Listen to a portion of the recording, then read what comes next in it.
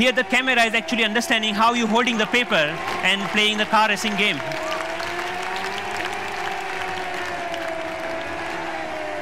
Many of you already must have thought, okay, you can browse. Yeah, of course you can browse to any website. So you can do all sort of computing on a piece of paper wherever you need it. So, but more interestingly, I'm interested that how we can take that in a more dynamic way. When I come back to my desk, I can just pinch that information back to my desktop so that I can use my full-size computer. And why only computers? We can just play with papers. Like paper world is interesting to play with. So here I'm taking a part of a document and putting over here the second part of from second place, and I'm actually modifying the information that I have over there. Yeah, and then I'm saying, okay, this looks nice. Let me print it out, that thing. So I have a now printout of that thing, and now, so the workflow is more intuitive the way that we used to do before, maybe 20 years back, rather than now switching between these two worlds.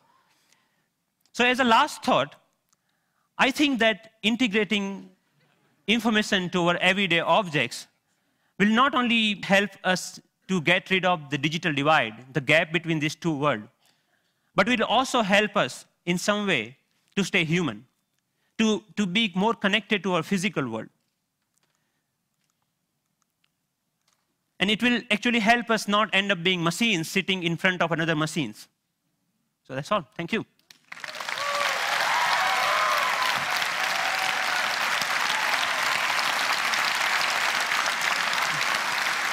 Thank you. Thank you. Thank you. Thank you. Thank you. So Pranav, first of all, I mean, you're a genius. This is incredible, really. Thanks a lot. What are you doing with this? Is there a company being planned, or is this research forever, or what? So there are lots of companies, actually sponsored companies of Media Lab, interested in taking this ahead in a one or the way.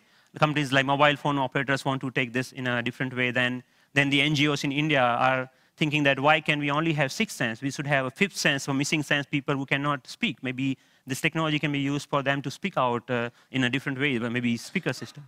I mean, what are your own plans? Are you staying at MIT, or are you going to do something with this? I'm trying to make this more available to people so that anyone can develop their own sixth sense device, because the hardware is actually not that hard to manufacture or something hard to make your own.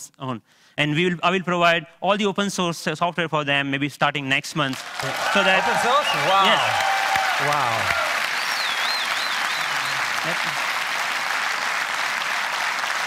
Are you going to come back to India with some of this at some point? Yes, of course. I mean, what are your plans? MIT, India, how are you going to split your time going forward? There is a lots of energy here, lots of learning. Like all of this work that you have ever seen is all about my learning in India. And now, even if you see, it's more about the cost effectiveness. This system costs you $300 compared to the like $20,000 of Surface tables or anything like that. Or maybe even the $2 mouse, just a system, at that time was costing around like $5,000. So we actually, I showed that to, in one of the conference to President Abdul Kalam at that time. And then he said, okay, we should use this in Bhabha Atomic Research Center for some use of that. So I'm more excited about how I can bring the technology to masses rather than just staying that technology into lab or environment, something like that. Based on the people we've seen at TED, I would say you're truly one of the 2 or 3 best inventors in the world right now. And it's been an honor to have you here at TED. Thank you. Thank you so much. Nice meeting you. It was fantastic.